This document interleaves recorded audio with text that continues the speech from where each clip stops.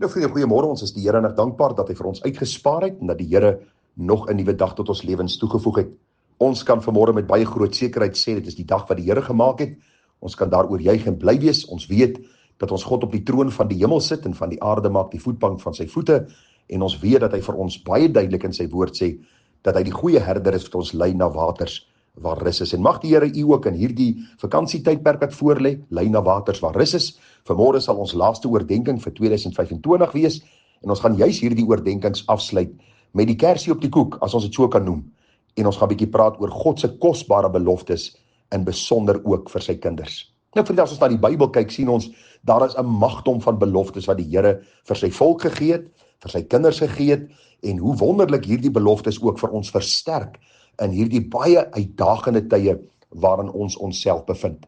Ek gaan vanmôre begin met 'n baie kosbare belofte wat die Here in die Ou Testament vir sy volk gegee het, wat net so van toepassing is op ons wat leef in die jaar 2025. En ons lees daarvan in Jesaja 49 vers 16. Nou die meeste van u ken miskien hierdie baie besondere vers wat die Here vir ons sê dat hy ons in sy handpalms gegraveer het.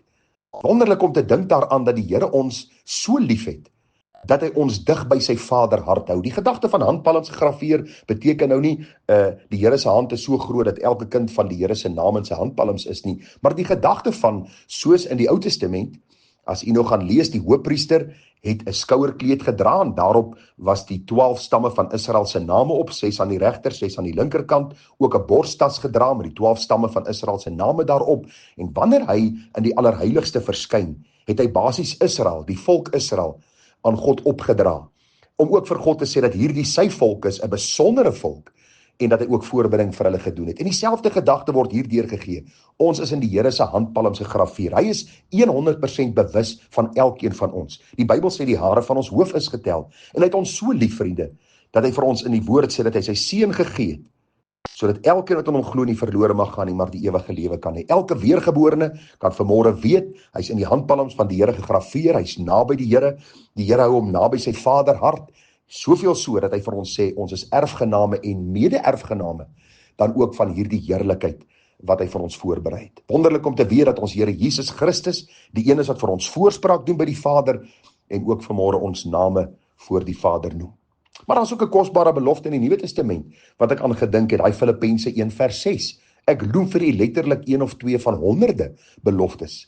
Filippense 1 vers 6 sê, omdat ek juis hierop vertrou dat hy, wat 'n goeie werk in julle begin het, dit sal volëindig tot op die dag van Jesus Christus. Wonderlik om te weet dat God vir ons sê dat hy 'n goeie werk begin hou. U wat saam met ons oordenkings volg sal weet, ons het vir u al telke male gesê dat wedergeboorte is nie 'n inisiatief van die mens nie. Dis nie iets wat ek van myself of uit myself kan fabriseer nie. Dis 'n bonatuurlike werk wat God in my siel doen en die uitvloeisel van hierdie werk is die goeie werke waarvan ons gepraat het in hierdie Bybelstudie 2 wat ons hanteer het. Wonderlik om te weet dat die Here 'n goeie werk aan ons begin. Hy sal hierdie werk voortsit elke dag van ons lewe op aarde en die Bybel sê tot op die dag van Jesus Christus. Met ander woorde, tot Christus sal kom om sy kinders te kom haal. Wat 'n wonderlike belofte. Dit gee vir ons soveel sekerheid in ons harte dat ons nie nodig het om, soos daardie ou liedjie sê, swem Jannie swem gedagte nie. Die Here het ons nie hier op aarde kom gooi en gesê, okay, probeer maar by die hemel uitkom nie. Nee, die Here sê die werk wat ek begin het, sal ek voortsit deur die krag van die Heilige Gees wat in julle woon en ek sal dit volëindig. Met ander woorde, ek sal julle veilig aanbring in my hemelse heerlikheid. Ag vriende, een van die kosbare beloftes vind ons daar, en ek gaan vir julle 'n paar verse lees, want hierdie gedeelte is vir my een van die besondere gedeeltes, en het ek onlangs so 'n gedagte gelees van mense wat op hulle sterfbed kom, wat vra, lees net vir my hierdie verse, dat daar net weer opnuut hierdie blydskap en hierdie sekerheid en hierdie vreugde in my siel kan wees. Nou Romeine, die 8ste hoofstuk, die opskrif daarvan voor vers 31 praat van die oorwinningslied. God vir ons, wie sal teen ons wees?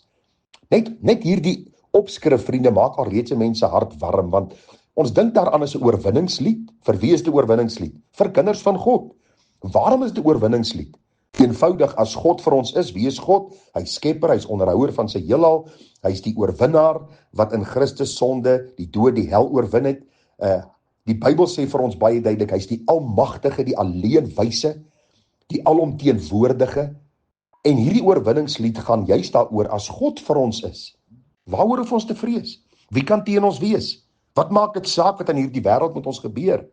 Die Here is ons leidsman en hy is ons volëinder van ons geloof. Hoor wat staan daar. Wat sal ons dan van hierdie dinge sê? 'n vraag wat gevra word.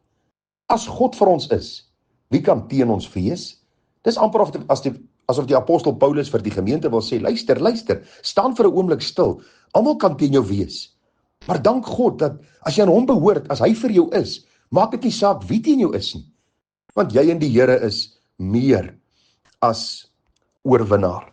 God die oorwinnaar, ons behoort aan hom, ons staan in sy oorwinning, en daarom kan die aanvegtinge kom van buite en van binne. In hom sal ons oorwinnaars wees. Kom ek lees vir u verder. Daar staan hy, dit is God wat self sy eie seun nie gespaar het nie, maar hom vir ons almal oorgegee het. Hoe sal hy nie saam met hom ons ook alles genadiglik skenk nie? Dis asof Paulus vir hulle wil sê, luister, dink julle die Here kom red julle net en dan los hy julle? Nee. As hy sy seun nie gespaar het nie en sy seun aan die kruis gestraf het vir jou sonde, hoeveel te meer sal hy jou nie alles skenk om godvrugtig te lewe op aarde en dan die ewige lewe te beerwe nie? Die vraag word gevra in vers 33, wie sal beskuldigings inbring teen die uitverkorenes van God? God is dit wat regverdig maak. Ag, ek hoor dikwels mense sê, ag, as daai 'n kind van die Here is, wil ek nie een wees nie. En dink myself, hierdie mense weet nie wat hulle sê nie. God bring nie eers 'n beskuldiging teen my in nie. Die Bybel sê vir ons, in Christus is ek gevrywaar van my sonde. Dit beteken nie, ek mag doen en maak wat ek wil nie. U wat saam met ons die Bybelstudie gevolg het, Bybelstudie 2, weet dat die logiese uitvloeisel van wedergeboorte is goeie werke. Maar as daar iemand is wat 'n beskuldiging inbring, en u kan in die Ou Testament gaan lees van die hoëpriester Josua wat deur die duiwel beskuldig was en die Here die duiwel bestraf en vir hom sê, sit jou vinger op jou mond, los my knegt uit. Dis presies dieselfde gedagte. Wie sal beskuldigings inbring teen die uitverkorenes van God? God maak ons regverdig. Hy verklaar ons regverdig in sy seun. Wie is dit wat veroordeel? Vraag, antwoord. Christus is dit wat gesterf het, ja meer nog, wat ook opgewek is, wat ook aan die regterhand van God is, wat ook vir ons intree. Jy kan vanmôre seker wees van een ding, en dit is dat Christus vir jou en vir my intree. Hy bid vir ons, soos die hoëpriester in die Ou Testament ook vir die volk gebid het. Dan die vraag, wie sal ons skei van die liefde van Christus? En nou 'n hele lys van dinge, verdrukking of benoudheid of vervolging of honger of naaktheid of gevaar of swaard. Soos geskryf is, om u ontwil word ons die hele dag gedood, ons is gereken as slagskape. Met ander woorde, dis nie maklik om 'n kind van God te wees nie. Die Bybel sê ons moet ons kruis opneem en aan onsself sterwe, ons beleef stryd van buite en van binne. Mense veg teen ons en die wêreld staan op teen God en sy kerk. Maar die Bybel sê vir ons, ten spyte daarvan, vers 37, in al hierdie dinge is ons meer as oorwinnaars deur hom wat ons liefgehad het. Nie in ons eie krag nie, maar deur hom wat ons liefgehad het, is ons meer as oorwinnaars. En dan die laaste 2 verse wat ek wil u vra, memoriseer dit hierdie Desember maand. Skryf dit op die tafels van u hart. Paulus sê, want ek is versekerd. Met ander woorde, hy is geen twyfel by hom nie. Hy is so seker van wat hy sê, so seker soos ek vanmôre met jou praat en jy my stem hoor. Ek is verseker dat geen dood, of lewe, of engele, of owerhede, of magte, of teenwoordige of toekomende dinge, of hoogte of diepte, of enige ander skepsel, ons sal kan skei van die liefde van God, wat daar in Christus Jesus onze Here is nie. Paulus kom en hy sluit af en hy sê, luister, daar is niks in die hemel of op aarde wat ons sal kan skei van die liefde van God wat hy in Christus aan ons kom openbaar het nie. Daar die pragtige lied sê oor die liefde wat God openbaar, oor die groot genade daad voorwaar, oor die kloof wat hy oorbrug het daar op Golgotha. Daar het Jesus self vir my gelei. Daar is oorwinning vry verkry. Daar het ek van my laste vryheid gekry, daar op Golgotha. Hoe wonderlik om te weet dat ek met sekerheid kan sê dat niks in die hemel of op aarde my sal kan skei van die liefde van God wat daar in Christus Jesus is nie. Nie die duiwel nie, nie sy demoonse magte nie, nie mense, nie koninkryke, nie sonde, nie aanvegtinge, nie probleme, niks sal ek ons kan skei van die liefde van God wat daar in Christus Jesus onze Here is. En dit, vriende, moet ons in hierdie dag vrymoediglik laat leef en ons oë gefestig op Jesus en elke dag tegemoet gaan met die wonderlike wete dat hy wat die goeie werk begin het, sal dit voortsit en met sekerheid kan ek lewe, want ek weet ek sal hom in sy heerlikheid sien soos hy is. Vriende, baie groete vir u, 'n baie groot seën Ons bid dat hierdie feestyd vir u 'n besondere tyd sal wees, waarin u sal groei in die kennis en waarheid van die woord. As daar van die oordenkings is dat u nie kon luister nie, is nou die guldige geleentheid om dit te doen in hierdie tyd wat ons nie oordenkings gaan opneem nie. Maar mag die Here vir u seën met al die geestelike seëninge in Christus Jesus ons Here.